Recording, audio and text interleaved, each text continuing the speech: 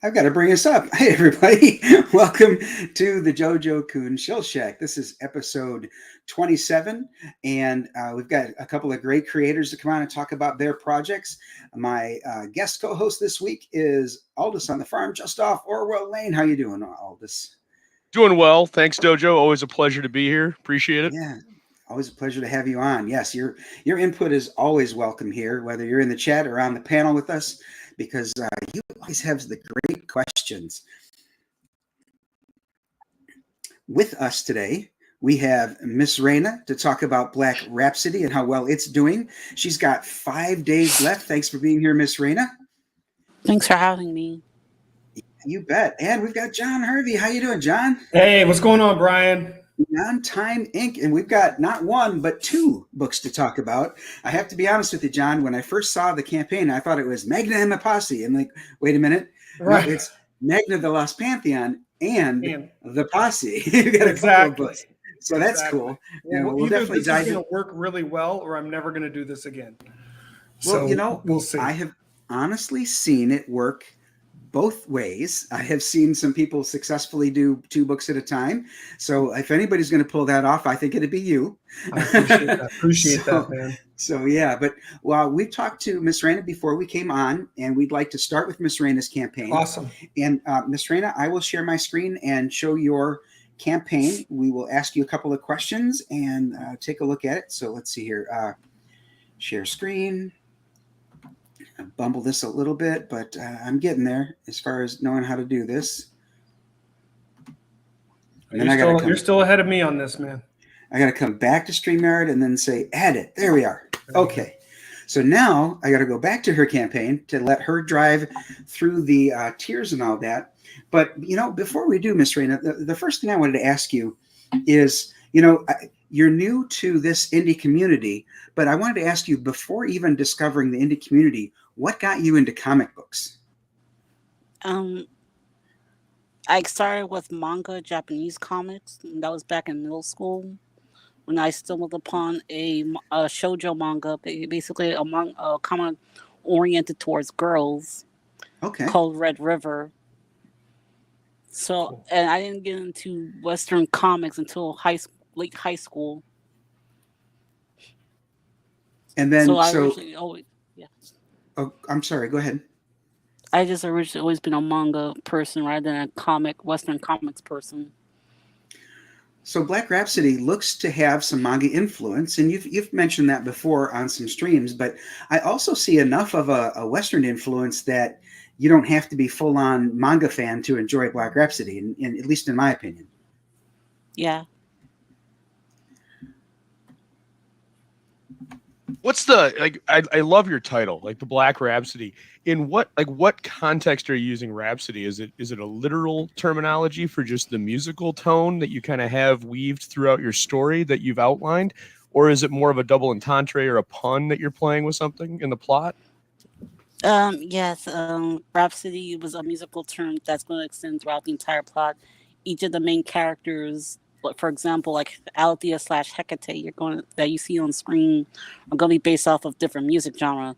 The black part came from the term black magic, a term that's often associated with witches, and specifically the main character who is based off the goddess of witches, Hecate.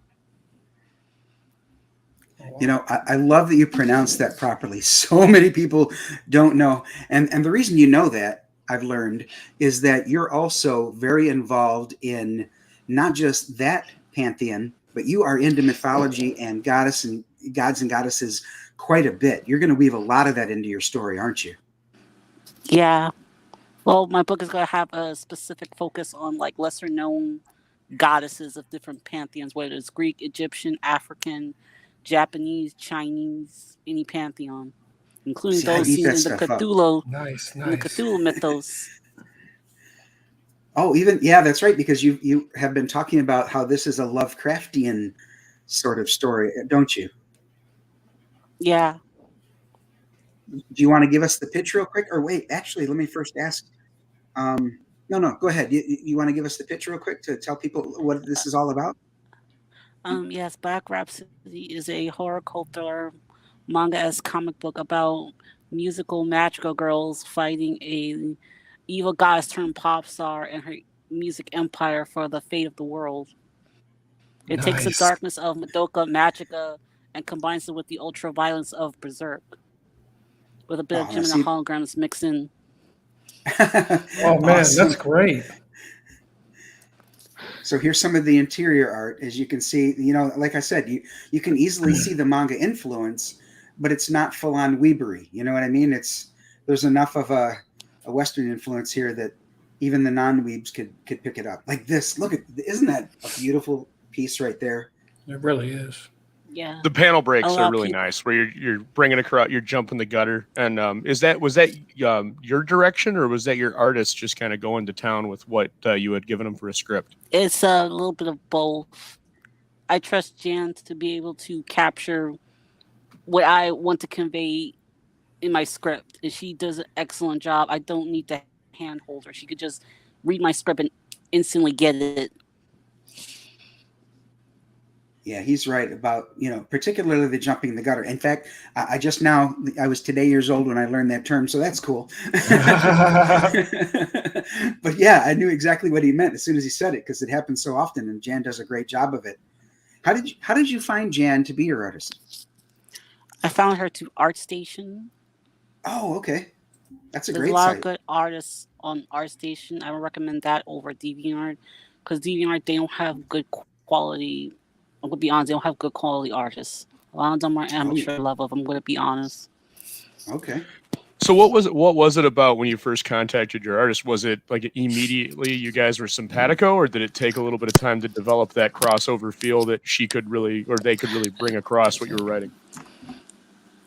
It was her art style. When I first saw Black Rhapsody, I imagined it as a manga style, so I was looking for primarily manga artists. I originally had an artist before Jan, but due to unfortunate events, he wasn't able to work on the book. Then I found Jan, who is honestly, I would say, is a better choice. Oh, because so she's able to, she's able to convey like the characters and especially in very unique ways. So I'm going to jump down here to the characters. You mentioned Althea. Is Alethea? How do I say that properly? Alethea. Alethea. Okay. She's your main character, right? She's the one who is Hecate? Yeah, her magical girl persona is Hecate. All right. But then we've got Dulcibella. Tell us about Dulcibella. Dulcibella is the main overall antagonist of the story. She is an evil goddess who awakened a few years ago and now finds a world without gods and wants to reclaim her status as a goddess. And the only way for her to do that is through, becoming a pop star. Because in this world, pop stars are almost worshipped on the level of gods. You're not wrong. You are not wrong about that. Which is why most of the characters you're going to see are named after like mythological figures as well as gods. But they're also based on real life pop and rock stars, right? Or at least I've heard you say that at least this one is. Yeah, at least Dulcibella is. There's going to be others who are going to be very obvious allusions to certain like real life people. Okay. Now you mentioned that Red River, the manga, was a big influence on you. Like one of the kind of core aspects of that is time travel with how the character interacts with the story. Did any of that influence carry over into your book? And if so, could you expand on that at all? No, Red River Admittedly, I didn't kind of like the plot as I grew older. Originally, when I was young, I was kind of obsessed with it, but I'm not gonna have time travel because that's an easy concept to mess up when you're not careful. So it Not the didn't really slippery have slope for sure. it didn't really affect me as a kid, unlike other like recent anime and manga that I had previously mentioned did. Okay, so like moving away from that as your plot device, what is your primary plot device that drives the story forward? I would say Alethea because she basically what causes the events to happen to her. I mean, you're gonna see like other magical girls who get roped into it, but for Alethea, since this part specifically focuses on her, it's through her own actions and her mouth that kind of what the jump starts the plot. So it's more of a character driven than a plot driven device. Yeah, Is it like a flaw in her character that kind of gets it going, or yeah. She cool. likes to talk back to people, and as well as other things. Wow, gee, I don't Gotcha. know anyone like that. Right? So given that you're doing more of a character driven plot here, and it's about the kind of more interpersonal relationships and growth, how did you really harness that conflict that a story inherently needs as you were going through it? I mean, without spoiling the plot, like what were your inspirations, or was there other works that you kind of drew from to get kind of that pacing down? Um, there was numerous works, but it was the a manga I was reading around the time I was creating Black Rhapsody was called Murcielago, which is basically about a female serial killer basically acting as the police's basically their official assassin.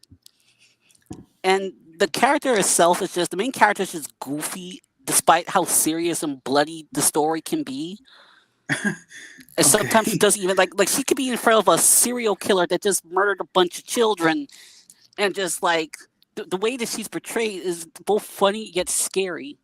I have to compare it to a character. I'll have to compare it to Kefka from Final Fantasy, but just like way more psychopathic.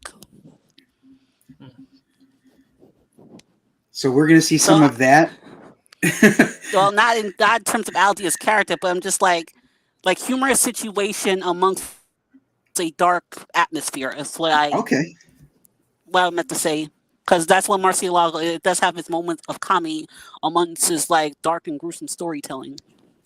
Gotcha. You So, know, so within the context of your story, you're framing events as kind of a darkness, and then you're using the character with humor to kind of bridge those plot devices. Yeah. Okay, very see, good. I can appreciate dark humor. Absolutely. All right, so let's take a quick run through the tiers. If you want to tell us about this featured tier first, I'll open it up so we can see. There we go. Yeah, the feature tier contains Crooks and the 18 by 24 poster of the cover art, a digital and physical copy of the book with the standard cover, as well as two pinup prints of one of the characters from the book called Daphne Campbell. And those pinups are the safer work and the lingerie, right? Yeah, and since I unlocked my stretch goal a few days ago, I will also be including the variant cover called The Queen in Yellow, as well as a not safe for work pinup print of Oh, Daphne. all right. Very It will cool. be free to those who back the all-in-one. Right. Okay. For this tier. Yep. That's great. Okay. We've got, let's see, we've got a digital. That's a good option to include in your campaigns. So that's a $10 tier. You've got the book at 15. Hey, that's reasonable. How many pages is this book? 35 plus. 35 plus at $15. That's a great deal. Everybody And should since be backing it's a this. manga, it's going to be a little bit more similar than a traditional comic. Now, are you going saddle stitched or are you perfect binding? Perfect binding. Oh, good. You said it's going to be smaller than a Western comic? Yeah. because that's how Okay. most mangas are. Yeah, right. Yeah, no problem. All right. So, okay, the book with two prints. And again, we're talking about, oh, hang on. This is the prints, which is the safer work and the lingerie.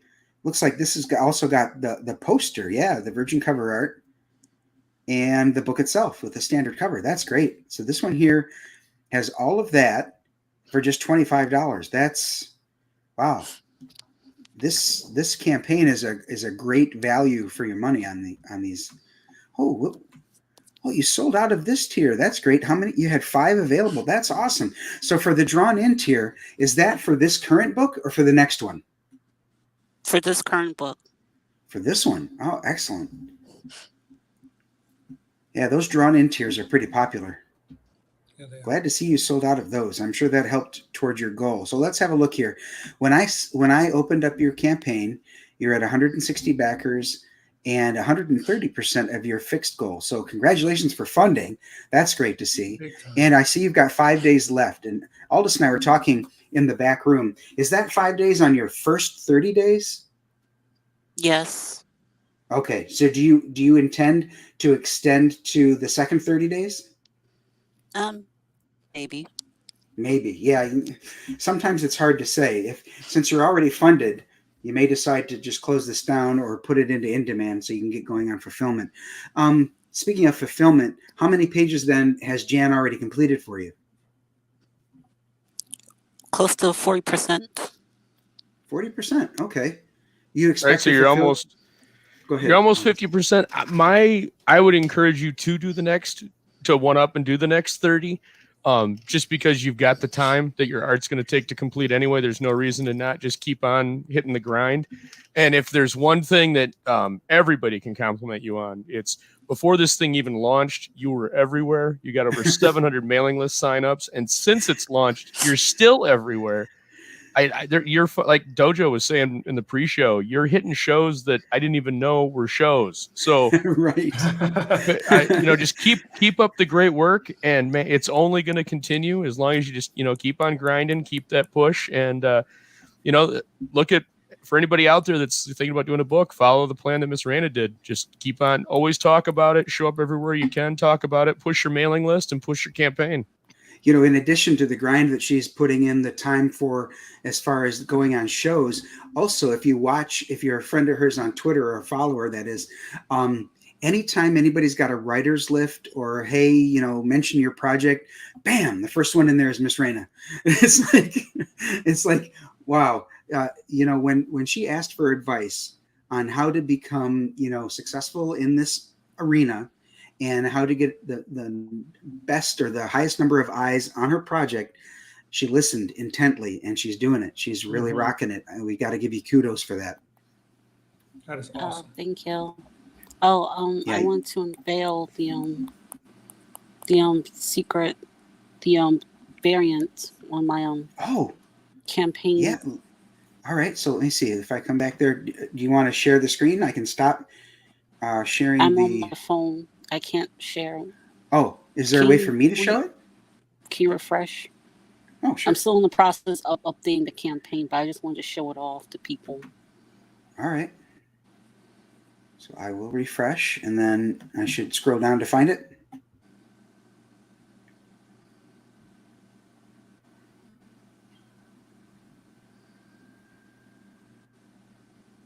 Is this it here? That is, There you yes, that is the Queen in Yellow variant cover. Look at that. Wow. Oh, look at. So she's got almost like a Venom Carnage smile going on over here. She's got are these like tentacles, like Cthulhu kind of thing? Yeah. Wow.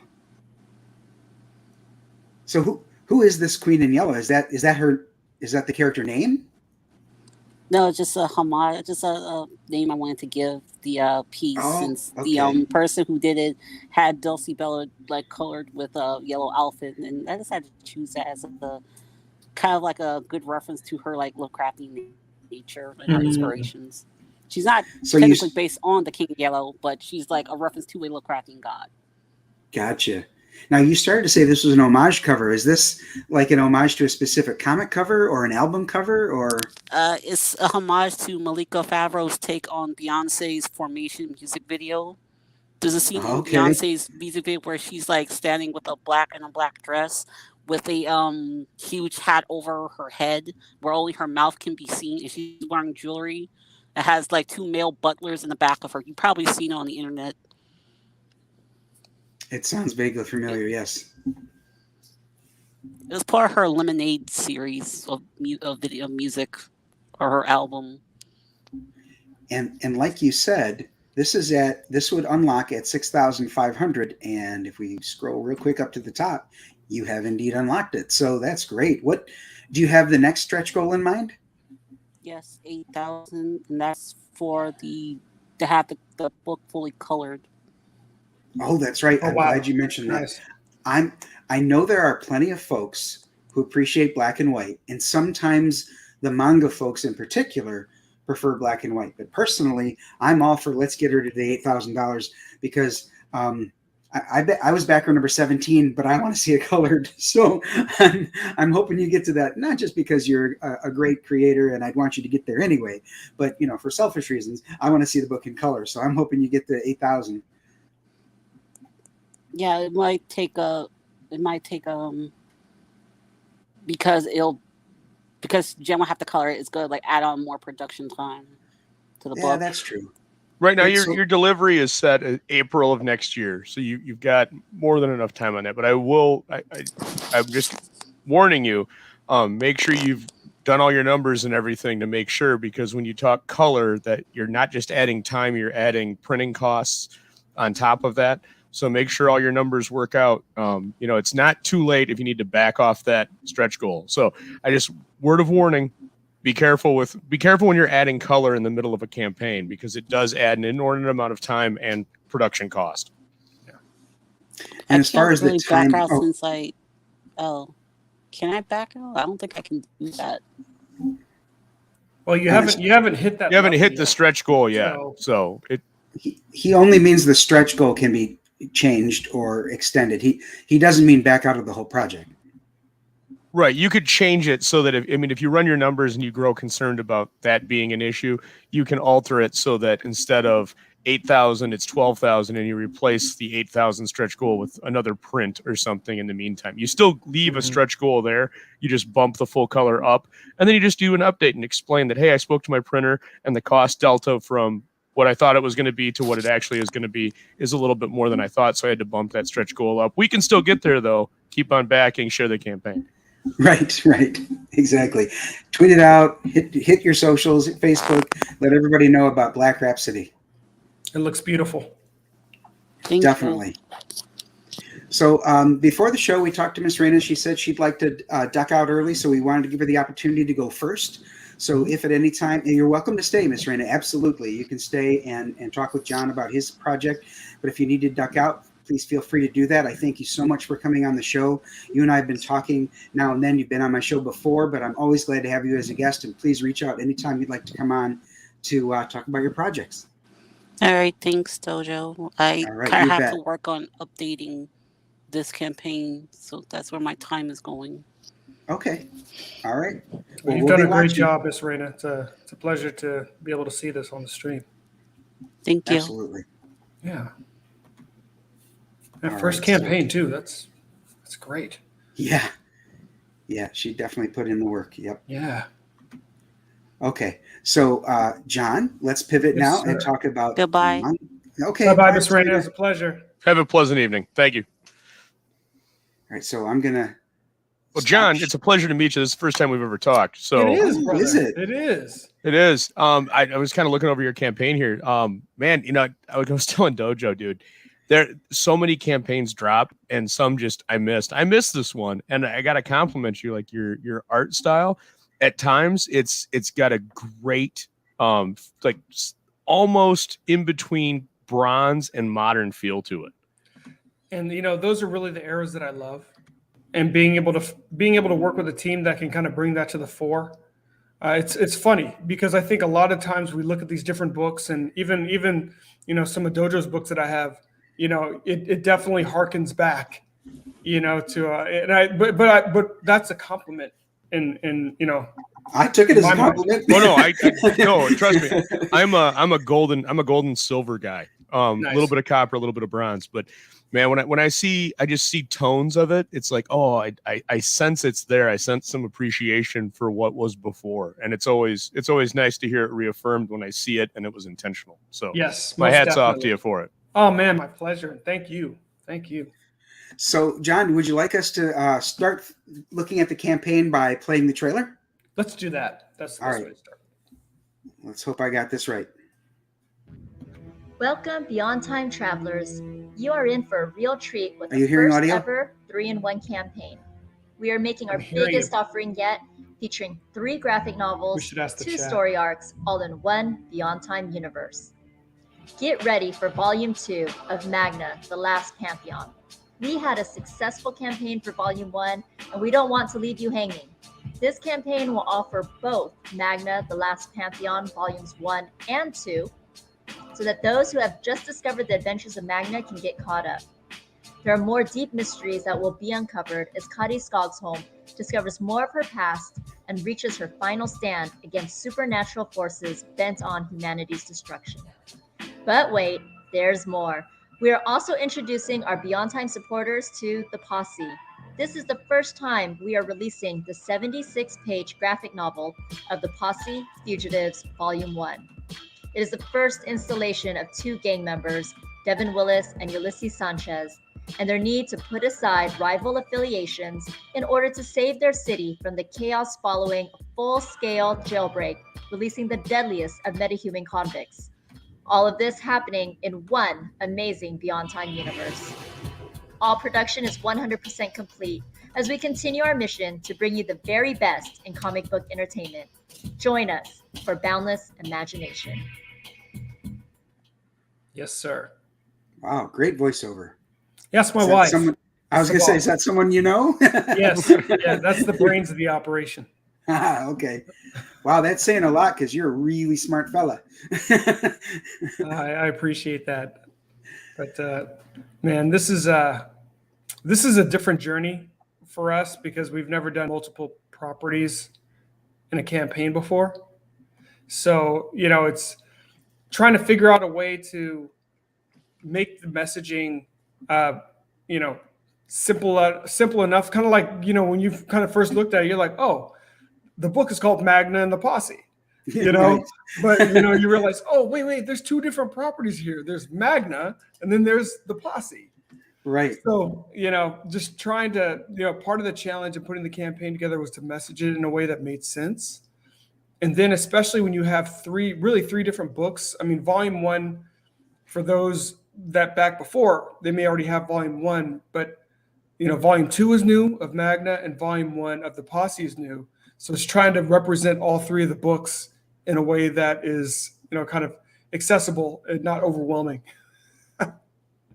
So I'm hoping we did that. Well, I was going to say, it's not easy to do because you don't just have one cover for Volume 1 either. You've got 1, 2, and 3 for Volume 1. And I think you've got 1, 2, and 3 for Volume 2, correct? That's correct. So Okay. I'll tell you kind of the impetus behind this. Really, each graphic novel is a collection of 3 issues. So each graphic novel is 76 pages. So you have, Okay. So when I was originally making the stories, I made them as individual issues, and they each have covers. But they were only released. I've only kind of published it digitally. So this is the first time, publishing them in earnest, which I'm really excited about. So technically, these graphic novels are like trade paperbacks collecting all 3 issues. Exactly. So if I get, let's just say, for example, I choose cover 1 Yes. for this Volume 2 here. Mm-hmm. Will that book also contain 2 and 3, like to separate the chapters, or Not to separate the chapters, but at the end, there's a gallery of okay. all the covers. Because I want to make sure that no matter how you back, you still get everything. So you're getting to choose which cover you have, but you're going to get the art. So you don't have to get all 3, cover versions to actually see the art for all 3. I really like the heroic pose in the middle one, but I have to say I'm torn between the first one, where I think the Egyptian goddess has her like foot on her head, Yes. or the Yes. third one where the demon's got her by the throat. You know, you really can't go wrong with these covers. And kind of the fun thing, I mean, even Aldous was saying this, you know, one of the things I really, you know, loved, especially back in the day, it's like the cover intrigued you. You know, the cover, you know, made you really want to buy the book. Now, granted, back in the day, they'd also have like word bubbles and things on the covers. So, you know, but I wanted to have a cover that represented what was going to get in the book. So it wasn't a fake out. You know, you're like, ooh, this is an event. This is a thing that's actually going to happen in the book. Or more, if it's not the exact thing, it's representative of what happens in the book, in that issue. You know, like for instance, in the second cover, you know, you don't see that pose per se, but it's symbolic of the fact that she's kind of got her crew now. You Gotcha. know? So Okay. it's like her crew is now assembled. So, you know, I try to make it's a metaphor for what occurs in the book. Exactly. Yeah. Exactly. No, man, that's great. Then you're really delving back into that old school comic book lore where the cover told the story. So that's even better, man. You know, there shouldn't be anything in comics that are throwaways. Absolutely You know? not. And that's what I appreciated. It's funny. I forgot who I was talking to, and we were talking about, you know, even kind of the scenes in between the action. And we were talking about, you know, Claremont X-Men books. And I remember a buddy of mine, I was collecting Avengers at that time. A buddy of mine was collecting X-Men. I think I picked up a book. I think the first X-Men of his I picked up was, I think they were in the Savage Land. I think Byrne was the artist. And the thing that I always appreciated, it's like, you know, you're getting snippets that are important that tell you how the characters relate to each other. So it's not just throwaways, but this is actually giving you insight into the characters. You can read these things and you're like, okay, now I kind of understand kind of the relationship between Peter and Kitty better. I understand this whole triangle thing between Scott and Jean and Logan. You know, there was nothing that was a throwaway. Even when they're out there playing baseball, you're seeing things about the characters that kind of moves you forward without somebody having to give you a diatribe. You know, Yeah. Hey, this is a bunch of exposition on the page, right? Yeah, exactly. And that's the art. That's the art of making comics. You know, when Claremont was one of the very best with that. I'd say that as I try to emulate any authors in comic books, Claremont and Wolfman would be the two I try to emulate most. And I'll tell you, so the work of Claremont, I mean, the Wolfman-Perez combination was just mind-blowing. I mean, from Wonder Woman to Teen Titans, I mean, these are the things that I still hold on to. You know, when I say I want to set a standard for how I'm making my books, you know, I look at those guys and I'm like, man, they knew how to form Voltron when they make books. The writing, the art, and then it's like, and that's what I loved about that era. And you could tell that they really cared about the stories that they were telling. They really cared about the characters. And that's also what I love about CG. Honestly, it's like people are telling stories that are really they're really vested in. Right. You know, well, I got it. You were talking about like using the space and the dead panels, right, between one action sequence to the other. The book that always comes to my mind when you're talking about that is X-Men 22 by Roy Thomas. The reason that book's so cool is that's Count Nefario, and that's where when Claremont brought it back, that's where he went to bring the story back, right? Count Nefario comes back and Claremont rises him from the grave and uses him again. And it's such a good story because I remember the first time I read it was the classic X-Men reprint, and there's like a panel or a page and a half where it's Angel and Jean went on a date and they're walking back, and it's just the back and forth dialogue. It sets everything up. Once you've read the issue, if you go back, that dialogue is like this beautiful prelude to what's going to happen. And then Claremont tied everything that happened in Giant Size X-Men #1 later to that kind of prelude analogy. And it's beautiful when that thread connects and you catch that arc, because that's great. That's great comic writing, because it makes you A, go back and read it again, and B, appreciate that panel in a whole new light, that the writer had that foresight to do it. Exactly. Definitely. And I think all of us, as we're writing, we're looking to bring the best stories to the table. And I think, and then that's why I think all of our properties, they don't really hearken to the stuff that's being made today. We stand on the shoulders of giants, but you gotta go there. You gotta know kind of where the gold is, and kind of work from there. No, and I think anybody like you that appreciates that, has read those old books and has that appreciation, it definitely comes across in how you structure, how you lay out, and how you write, because you appreciate it. You know what works, you know what doesn't work. And so to me, like hearing you talk about that, I'd put that in your campaign, man, as a lifelong fan of these cite it. Because when I see that, it gives me faith, like, okay, because then I'm looking at your page in a little bit of a different light. Like, okay, he has read this, he's familiar with it. Now, when I look at your work, I can see the odes and the adoration for the past a little bit easier than before. That's a good suggestion. I appreciate that. Not only that, but I'm going to sort of piggyback on that a little bit. Having read that you're a fan of those gives us faith that your writing will at the very least try to emulate them. And therefore, I've got more faith. If I've never read anything that you've written before, knowing what kind of stories you've read that was during your formative years as fans of comic, that would, it would speak to the kind of comic that you'll be writing. That's true. No, I appreciate that, gentlemen. That's actually very true. I hadn't thought about that. Because at the end of the day, this is people are moving forward in faith that you're going to provide a product that, is going to, give them that entertainment value, that escapism that they're looking for. And, we're all trying to figure out ways to mitigate. So I appreciate you saying that. We're all trying to figure out ways to mitigate the risks. One of the ways I do it is the books are produced ahead of time. So I say, you're going to get your book. That's one of the reasons why the campaign goal is so low. It's that, the investment has been made in the production of the books. So, we definitely need to make sure that we're, pricing the shipping properly, to get the books into people's hands. And then if we can hit a certain critical mass of the books, then we can start to make a little bit of funds towards the next set of books. Well, not only is that true, but I can tell you that John is definitely one that fulfills, because, here we are. Yes. Definitely a great book. I'm still jelly about the Greg Horn covers. I'm just saying. Yeah. Yeah, he's a great dude.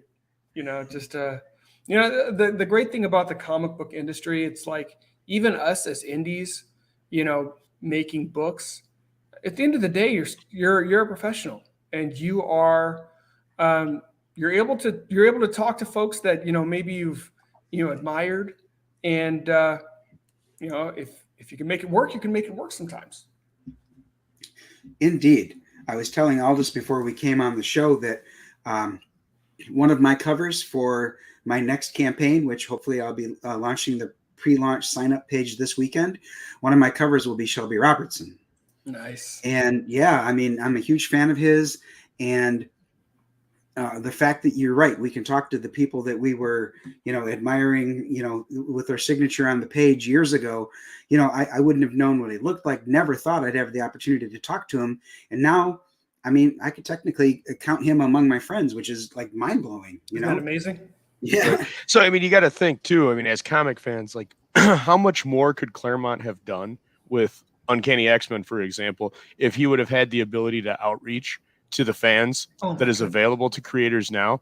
And then think about that. And then at the same time, how little the current creators in mainstream or even some indie sides are doing to interact with their fans. And I think that's where Comicsgate in and of itself is succeeding so exceptionally well in the indie market, is because not only can you communicate what the story is and who the characters are, but you're engaged. You can engage the audiences with the actual production by watching the art be done. And it associates that that's been missing for so long. And really, I'd go back to the golden age when you're talking about it. There was a direct association through imagination, but imagination has been so destroyed by media that now you have to go to that direct corollary. You have to look in somebody's eyes, even if it's on a YouTube screen, to get that connection. Well, the thing is also when you have that level of connection, but I mean, we all have a level of responsibility to everybody, and we're readily accessible to them. Absolutely, At man. the end of the day, the mainstream doesn't want that. They don't want to be accountable to the folks that they're making the books to, and they definitely don't want to be contacted about the stuff that they're doing. Well, and even in the heyday, right. Well, and even in the heyday of Marvel, it wasn't Marvel. You know what I mean? Like the heyday of DC, it wasn't DC. There was both still nameless, faceless corporations. They just had Infantino and Stan out there screaming, "Buy our books," and this is why, Excelsior. And they're great pitchmen. They're great marketing men. But you certainly weren't investing in Kirby. If you look at how Kirby was treated, and Ditko knew you weren't investing in Ditko, so he left. Steranko left. Mm-hmm. You've got all those great guys, and we look so fondly at their work, but they don't get paid for it. I just was at a Steranko signing in early April, and he mentioned, he's like, I designed the X-Men logo. That's me, and I've never gotten a check for it. Yeah. Whereas at least when I know, if I back John Harvey's books, John Harvey is getting at 85% of every dollar that I spend to him if it's on Indiegogo or whatever. You know what I mean? Like, I know that you own your IP, it's yours, and my money's going to support you. And to me, as a backer of indie books, that's what matters the most to me. Is I'm supporting you, and I'm not paying some nameless, faceless corporation. Not that I don't have a problem with nameless, faceless corporations, but just saying, when it comes to something like this, I'd much rather go right to the source. So yeah, at the end of the day, we're all voting with our dollars. Right. That's fundamentally what we're doing. We're voting with our dollars. Hey, Neff, and if we're not diligent about the ways that we do that, then we promote the things that we don't want. The big uproar that's happening is, us as fanboys, I think we have a very high tolerance for stuff, especially for characters that we love. But, that tolerance has been exceeded. Yeah. And I don't think that they thought that could happen. But what that's done is it's opened up a window now, because now we're buying each other's books. This is the money that I would have been buying the mainstream books with, but now I'm getting indie books. I'm getting CG books. Right. Yep. Yeah, I was just saying the other day, I had backed, X number of books, and somebody was like, "Wow, dude, that's an awful lot of." I'm like, "Yeah, but I'm not spending anything on the mainstream anymore. So all of the money I used to buy all of those books with, I'm spending it in CG." Exactly. So your net, it's the same, if maybe a little bit more, maybe a little less, but your net is almost zero at the end of the day. As far as net change, yeah, you're right. Yeah, the exactly. money's now just going to a different, And that's pretty amazing when you think about it. That's, if you're a corporation, that's a scary prospect, right? We are the scary prospect. Yes, you're right. Yeah, we're a scary prospect to them. Well, I think that's why you see such a innate hostility towards it. Indie books have never been a threat. Now they're starting to become a threat. I know if I was sitting in a boardroom, like, when I talk to my current business partners and we see something coming on the horizon, you're going to get out in front of it. And for whatever reason, they don't. And I think it's because there's just not enough money in that venue that it matters to Disney or Warner Brothers. No. It's just not a factor. I see image making changes, slow, very small changes. I see, I've got my hat's off to Boom Studios. They've really turned the corner, and their books have increased in quality over the last year and a half from what I've seen. Granted, I'm only looking at the Dune books, but I've been impressed with both the paper quality, the art, and the story. That's just about one of the only, I think there's 2 or 3 image books I pick up every once in a while. Mm-hmm. I occasionally will grab a Batman for my kids. And then mostly it's, Boom Studios, the Dune books. And I've been impressed. They're of high quality and they're coming out on time. So, but that's about it for my compliments to come to the mainstream. It's pretty low, especially when I can go on Indiegogo. And for something like this, I can get, man, the 3 books for the price point, it's hard to beat. Well, I think that's the other part. It's like, I mean, we're trying to figure out how to make this a sustainable model. I think over the course of the last couple of years, we've all been playing with price points, and it's like, you want to hit a good price point. You don't want to price yourself out of the market, but hey, you also don't want to find yourself, eating up a whole bunch of costs. Right. You want to make as much as you can. After all, this is for profit. We're not nonprofit organizations. That's right. On the other hand, we also want to put it at a price point where the customer feels they're getting a great value. So it's definitely a balancing act. You want customer to be happy with the price. You want to be happy with what you're getting paid. So absolutely. Yeah. Yeah. And one of the things, so I mean, I know there's different kind of philosophies with regards to, stretch goals. I don't have any in this campaign, and I've kind of been reducing the amount that I have. I have nothing against stretch goals. At the end of the day, though, it's just kind of making sure anyone that doesn't just has to make sure the economics works. And just like you were talking to MissRena about, just make sure that the economics works on whatever it is you're looking to provide. And then, that thing that you're looking to provide, is that really going to move the needle? Is that really a reason that somebody is going to, you know what, that pushes me over, I'm going to back? Or was that person going to back anyway? Right. Well, I guess a good example of that would be the proverbial sticker versus bookmark versus nothing at all argument. Is a sticker or a bookmark really going to push you over the edge at X number of dollars, or are you going to back it simply to back the book? Is that kind of where you're headed? That's where I was headed. Yeah. And I'm right there with you. And no, I don't view a campaign that offers anything like that as a benefit nor a hindrance. It's nice, but like I was mentioning on our Saturday show, I think about a month and a half ago, like I've got so many 5x7 prints that have been sent to me with all these books. Like a book, I read it, it gets bagged, it gets boarded, it goes in the box. Then if I want to read it again, I pull it out. And then I've got a whole short box full of bags of 5x7 prints.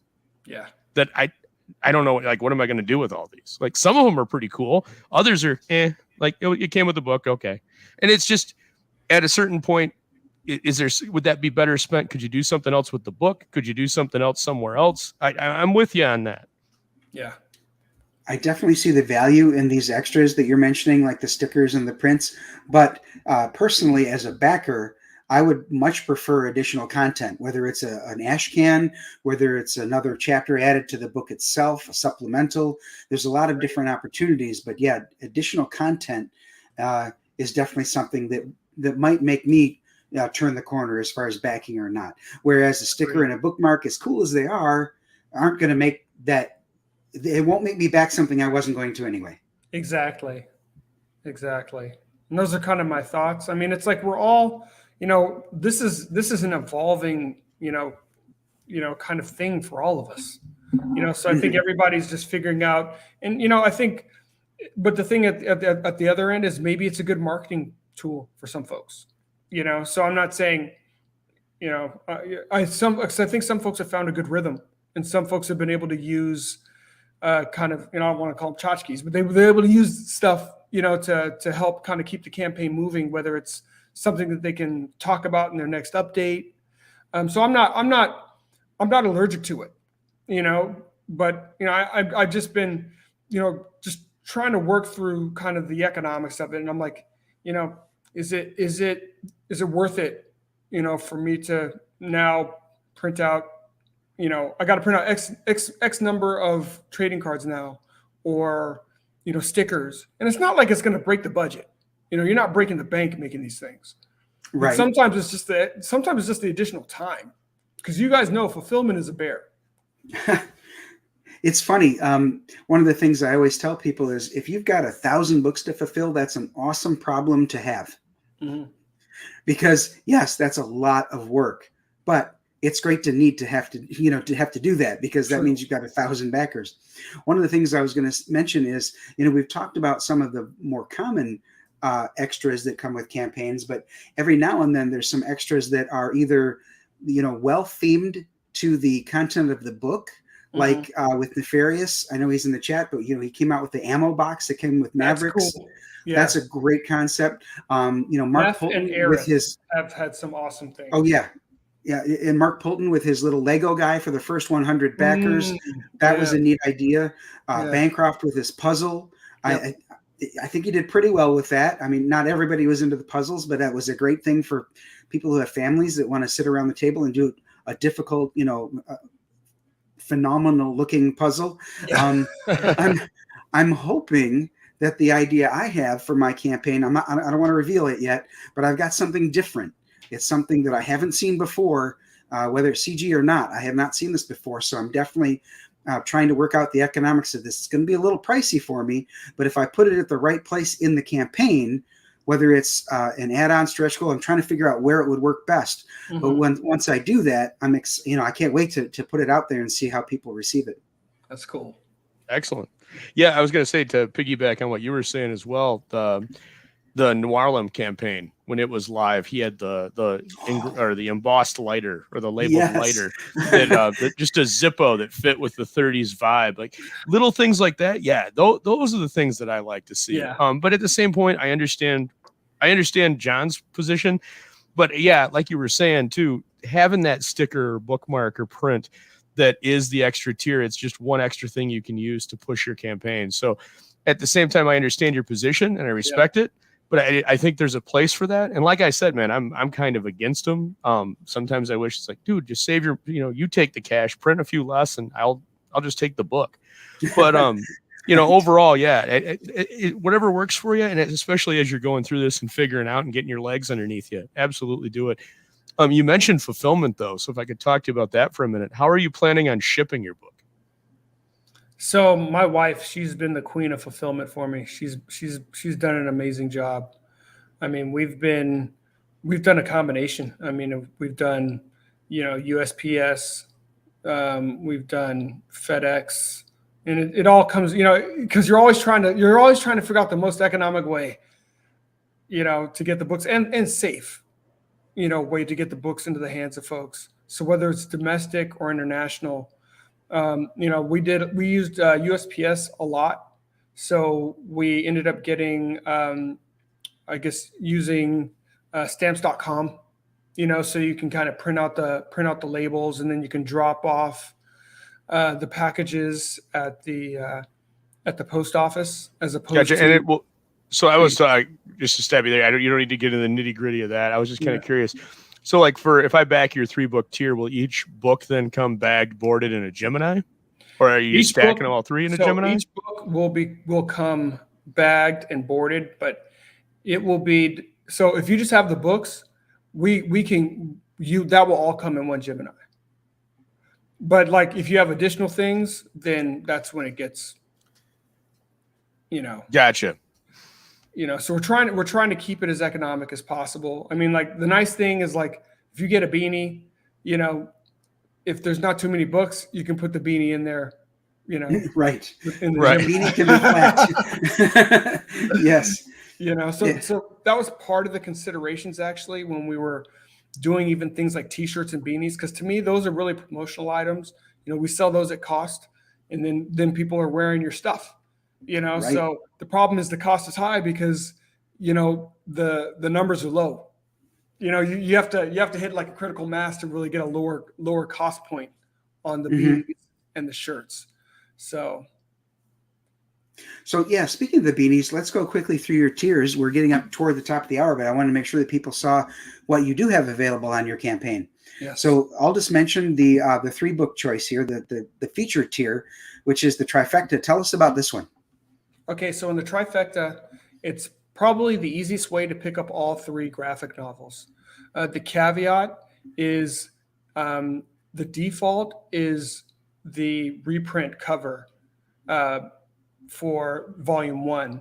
So if you're somebody that likes to get first prints, there are still first prints available from the last campaign for the first 3 covers. So you'll want to go into one of those tiers and just add on anything else that you want. But here's an easy way to get all 3. You'll get the reprint cover for Magna Volume 1, and then you'll get for Volume 2, you can choose of your 3 covers, and the same for the Posse Volume 1, you get to choose of the 3 cover options.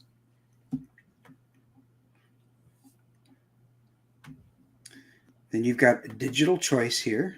Right. So the digital choice, it works off of our website. So we have a digital web reader on our site. So what you'll get is if you pick one of those, let's say, you'll be getting the equivalent of volume 1 of Magna. You'll be getting the first 3 issues of the story arc, digitally. Okay. But it's digital access through your website. That's correct. Okay, so it's not like a PDF you're emailing out. That's correct. That's all correct. Right. That's cool, man. I like that concept. I think that's better for you as a creator personally, because now you're driving traffic to your site. I think that's kind of the challenge, right? Is trying to, we have these great platforms, but eventually I want to try and drive more and more stuff to the site. So the digital is kind of, the first part of that. Yeah, I may want to talk to you about that after the show for a minute. For sure. Tell us about this one now, Reversible Beanies. You mentioned it a moment ago. Yeah, so I'm a real big fan of these beanies. So I have to put in a plug for Shay the Red. If you're somebody that's interested in merch, but like myself, I'm not very good at kind of putting the merch together. She is a phenomenal resource.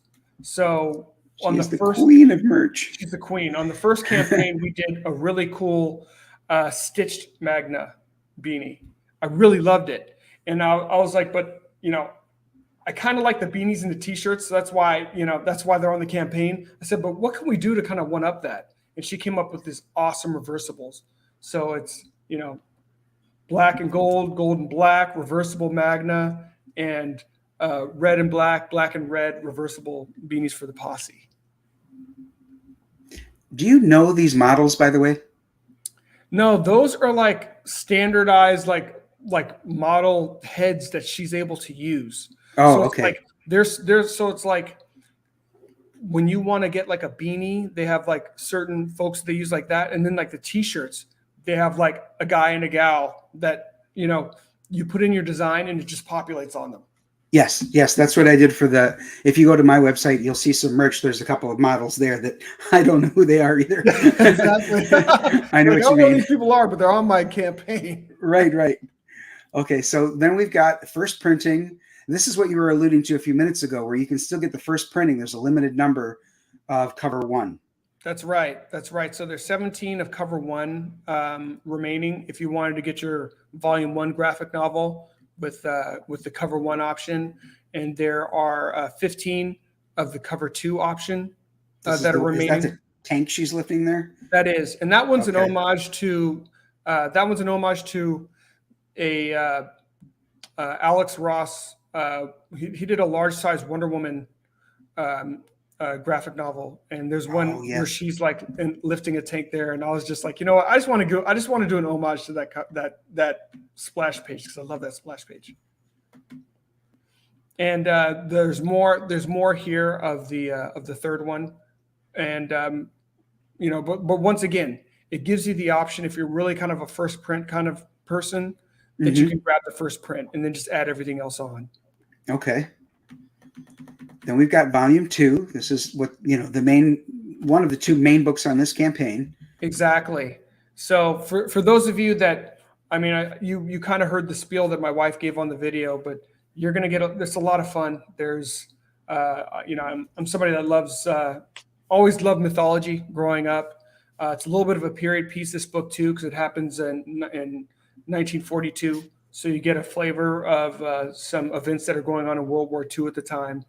That's the beauty of comics. You can really hodgepodge, and really kind of give your world more depth. And sometimes some of the best ways to do that is using kind of things that were happening historically, to give depth to your world, because it gives people a grounding. You put something in 1942 and you have a feeling of what, kind of the tenor of things was like in the U.S. or even more so in Europe. I know I just kind of took a detour there. Sorry. The covers, you can't go wrong with any of those cover options. Right, they're great. Now the posse, we haven't talked about it all. Tell us about the posse. Okay, so the posse, this takes place in my equivalent of New York. So where New York has 5 boroughs, the Decapolis, which is my version of New York, has 10 boroughs. So the story starts off with two rival gang members, Devin Willis and Ulysses Sanchez, and they're institutionalized in a prison where actually lifers are being subjected to all kinds of testing. So inadvertently, they end up leading a jailbreak of metahumans that have been, criminals that were being tested, or at least purported criminals. And tested for what? So can you tell us? So basically, what you'll find in this book, and also you see it in Hidden Dragon, is you're going to start to see the origin of how metahumans entered this universe. Okay. So there's a little bit of cross-referencing in the books, but I make sure that I write them in a way that you don't need one. You don't need the Posse to get Black Tiger and vice versa. But if you do have both, you'll get a little bit of a richer understanding of, kind of historically in this world where metahumans come from. So there's experimentation going on here, and it's metahuman experimentation. So what ends up happening is a throng of metahumans get released from this prison into the Decapolis. And think of the 10 boroughs as each having its own, I guess, criminal ecosystem. So there's a magi, or kind of a crime boss and a crime organization in each one of these, boroughs, and it all gets turned topsy-turvy as, so where you end up going is Ulysses Sanchez, Devin Willis, and a few other folks, ergo the Posse, have to put aside their differences, and they have to save their city. So I love how you've been using a lot of different homage covers. I do that a lot myself. Like Here we're looking at an album cover. Isn't this NWA right here? So that one's an album cover, and the next one is a movie poster. So that's the NWA cover. Basically, there's an NWA cover where you're from the perspective of them standing over you. Right. And Eazy-E has a gun. So this is like the last thing you're going to see. So I wanted to give that same kind of claustrophobic feel with the dinos. And these guys are just hard-hitting, guys that are for hire. So they are just, they just bust heads. So this cover to me is just very much, just a perfect picture of who these guys are. They are imposing, and they're extremely dangerous. Okay. And then the cover next to it, to our right, is actually an homage to Boys in the Hood. So if you ever look at the Boys in the Hood cover, you have Cuba Gooding Jr. in the middle. You have Ice Cube off to the side. Those guys are in the exact same positions. Okay. Yep. So I gave an homage to that, and there's the story is not told linearly. So as you kind of go through the beats, there's a little bit of flashbacks, and part of it is kind of telling their history in that kind of third issue. So it was a nice homage cover to be able to apply there. All right. So that was the tier we got to. Let's see. Here. Yes. So you can choose from one of those covers. I tell you what, when I haven't backed it yet, John, but I'm going to get around to doing so for sure. But I'm going to definitely pick the Straight Outta Compton or Straight Outta Decapolis. How do you say the name of your city? So the Decapolis. Decapolis. Yeah, those are dinos with straight out of Decapolis, dinos with attitudes. Right. So and then just some shirts that I'm so just happy with the shirts she was able to kind of design based off of some of the covers, a couple of the covers from Magna. She was able to put together, and the Posse shirts. So there's one that I really love. It's an offset panel from inside the book that she uses for Devin Willis for the first one. Here? Yep. Okay.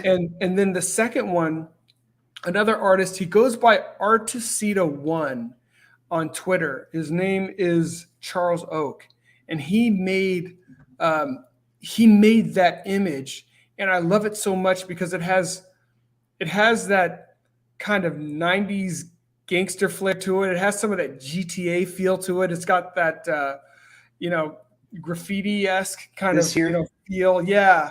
Okay. You got the pit bull, you got the Impala. I mean, Yeah. so putting that on a shirt was So is the Impala donked in the background there? I can't quite that tell. one isn't dumped, but it's he can hit switches. Oh, okay. It's got the hydro. It'll zzz. Yep. Yeah. And then this is the team. So the Magna yes. team. Before you even get to it, I have to ask you. Yes. This one here, Eduardo Ramirez. He's not really the She-Hulk. No. Did he draw that She-Hulk though? Yes. Because on that She-Hulk, I've seen this. I'm very familiar with that picture. That's like my favorite character. Yeah. On that picture, it says BAM with an exclamation point. Yeah. As the signature. So does he go by Bam or something? Well, I'm not too sure kind of in terms of how he was signing that, because his name is Eduardo Ramirez Vieira. So I'm not too sure how he got the BAM, or if kind of look at it, maybe those are supposed to be other letters in there in the box. I need to ask him that. Yeah. But that is Eduardo's work. Is that the guy? Because I love that picture. That's him. And I'll tell you, it's a really cool story how I ended up working with him. So Elizabeth Torque was who I worked with first. Okay. She did the first two covers, and she just does phenomenal work. So she ended up going to go work for the big two. So she couldn't do any more covers for me. So I said, hey, her art style is so unique. I was like, is there anyone else you can refer me to? She's like, well, there's my brother. And I'm thinking to myself, here you go. You're gonna pawn me off on your brother, and he's gonna totally suck. But I didn't want to say no, because I'm like, your brother. I'm like, guy's a phenom. He's done covers for me on each property that I've worked on. He's done Black Tiger covers, Posse, Magna, and he just continues to step his game up. So I've been really happy with him. And then there's the brains of the operation. That's right here. Yep. Yeah, she runs everything. All right, great. Well, let's see where you're at here. So you've got 22 days left. That's in your first 30, right? That's the first 30. Okay. That's the first 30. I am going to go the second 30, but it's still worthwhile breaking it up into 30 and 30, because at the end of that first 30, when you get within 3 days, then Indiegogo starts sending out messages on your behalf. Right. So use them as your marketing machine, man. Exactly. Right. Exactly. And it's a good place as the creator to take stock in where you are. Maybe, when you do take stock, you step up your streaming game or your Twitter game, that kind of thing, where you're like, all right, so here's where I'm at after 30 days. What can I do to make the next 30 not just be, stagnant? Let's step this up and get some more interest. Yep. Yeah. So, all right, fantastic. Yeah, and I like I said, the community. I love the community. I appreciate guys like you guys that take the time to kind of spread the word, spread the good news about the different projects. That's what I love about the ecosystem. It's like it can't be shut down by any one person, even. Right. Because there's a whole ecosystem in place here. Shows are important. Creators are important, backers are important, people in the chat are important, so it kind of, it becomes something that's bigger than any of us. Absolutely. Yeah. This has been, I've been publishing since 2014, but it wasn't until 2020 that somebody told me that this community even existed. Mm-hmm. And, I read about it on Wikipedia, very negative biased, writing there. And then I saw some people who were praising it, as if it were heaven place. And it's like, I think it's probably somewhere in between. So I went to Bancroft's show and been watching it ever since. I mean, it was so welcoming, so encouraging, and just straight up fun. So yeah, this is, I found my people. You know what I mean? That's exactly what I said. Yeah. So it's funny because for me, very similarly, I actually had launched my first. It was a Kickstarter for comics, and it Okay. wasn't moving at all. Because I thought if I built it, this thing would start moving, and it wasn't moving at all. So I'm like, I need to start figuring out what else I can do. And a buddy of mine was like, well, there's good options out there, but make sure you don't get involved with Comicsgate because, they're bigots, and blah, blah, blah, and all this kind of stuff. So I was like, I never even heard of that. So I started looking into it. I was like, well, who kind of runs this thing? Who does what? Got a couple of names. So I reached out, and then John Malin had me on his show. And I had a Kickstarter campaign. So they he just schooled me on everything. He schooled me on my campaign and kind of things I could do better on my campaign. And Okay. because I was just absolutely ignorant, So then he's telling me like what's going on. He's like, well, this is the reason why you may not get very many backers from here, even though your campaign looks good on Kickstarter. So he gave me a whole bunch of pointers. He helped me turn it around so I could at least hit my goal, and I by the skin of my teeth on that Kickstarter campaign. And then I said, you know what? People can say what they want to say, but the proof is in the pudding. I'm like, I got involved. I got engaged. And like you said, these are my people. Yeah. It's been a fun ride. So we absolutely find pleasure in bringing creators like you on the show, because this is one of those, goes back to a phrase I heard so many times in the last few years, that, a rising tide raises all ships. If we That's all right. work together to promote each other, to encourage one another, and give constructive criticism where it's warranted. Mm-hmm. And my guest co-host here is one of the folks who is very good at that. And I'm not just saying that to poke him. I actually literally asked him when my last campaigns failed. I reached out to Aldous as one of the folks and said, I'd really like to hear your input, your opinion as to why you think that may have been. And he gave me quite a long list, but I learned quite a bit from that, from Aldous and from a few others that I definitely took as, constructive lessons, and hopefully applied them well to this next campaign. We'll see if that's true.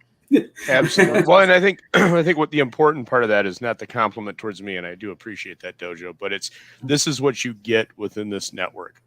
And anybody you reach out to, they'll be honest with you. You ask for honesty, they'll give you honesty. Yeah. And it's so rare to get that, especially now when it always feels like they've got to do they'll give you 2 negatives and 5 positives to kind of, help the medicine go down. And that's not how you do this. Yeah. We're all adults. They give you like a crap sandwich. And at the end of the day, I understand that, as artists, you don't want to view this as business. Well, I come at this from a 100% business approach. I'm investing money into something, so it's business. And when it comes to business, this is how this needs to be done, and this is where you failed. And if you don't clearly state that and make it clear, like, I think you could do this better, you're never going to get it. So be honest, be forthright, and be willing to accept the criticism. Don't take it personal, because it's not. Right. Yeah, that's very important, because like I said, Aldous and a few others gave me a litany of things that I could have done better. So, got to take that with a grain of salt, got to learn from it. And in today's day and age where everybody gets a participation trophy, we've got to understand that constructive criticism is important. Don't even get me started. Yeah, right. I know. Well, the great thing. So like on that show that John did for me is like, he really broke it down right there. And it's funny because like somebody kind of put in a comment like, man, John's tearing this guy a new one, but I took all that stuff and I literally changed my campaign that night. Yeah. It's like, how else, I guess you could look at it that way, but I'm actually getting some really good feedback on how I could do a better job. So I could either be butthurt about it and stomp away, or I could assess this and say like, man, there's some really good things that were said here, and what I'm doing is not working. And then, because you changed it, you were able to fund. Like you said, it was, barely, but, based on where you were not moving before, you were able to make that movement, get funded, and then come join this indie network. Exactly. We've got here. Eric the Guapo says, I come from a fan's approach. If I don't like something, I will mention it, but I try to pair it up with something instructive as well. Absolutely. Yep, that's important. Because, although Aldous and John and I are talking about you have to accept constructive criticism, we also, we're artists in all of our own way, and there's still a certain amount of this IP that's our baby. That's and right. we criticism is sometimes hard to take, but as long as you're taking it and growing from it, it's great, and it's a learning experience. Yeah, and you can usually tell if it's genuine. If someone is really like putting it out there kind of to better what's going on as opposed to just trying to crap on you. Yeah, you can usually tell by tone. Yeah, you can tell. Yeah. So, you know what? We're 15 minutes over. This has been such a great conversation looking at these two campaigns. John, I really want to thank you for coming on. I hope that you get great success with these two books, these IPs. Like I said, financially, pretty soon I should be able to hit you up on that campaign and get the issues I want. Very cool. Aldous, I want to say thank you very much for coming on. I appreciate your input and your great questions that you helped with. It's definitely appreciated. Hey, always a pleasure, Dojo. I appreciate it. And John, it was a pleasure meeting you, man. This absolute was fantastic. Pleasure. Absolute pleasure. I know we could probably talk for hours. Absolutely. Well, I'm glad I brought these two great minds together. I didn't know that you hadn't met before. I would have been more polite and introduced you. No worries, man. No worries. I mean, it's a giant sea out there. You don't know who's run into who before. So right. So I'm glad that you both came on the show tonight. Hopefully we can get together again sometime. Yeah, would love to. Absolutely. All right. Thanks, guys. I appreciate it. And thanks, everybody in the chat. For those of you who watch it later, and, give a shout out for John Hervey's Magna and the Posse and MissRena's Black Rhapsody. Thanks again, everybody.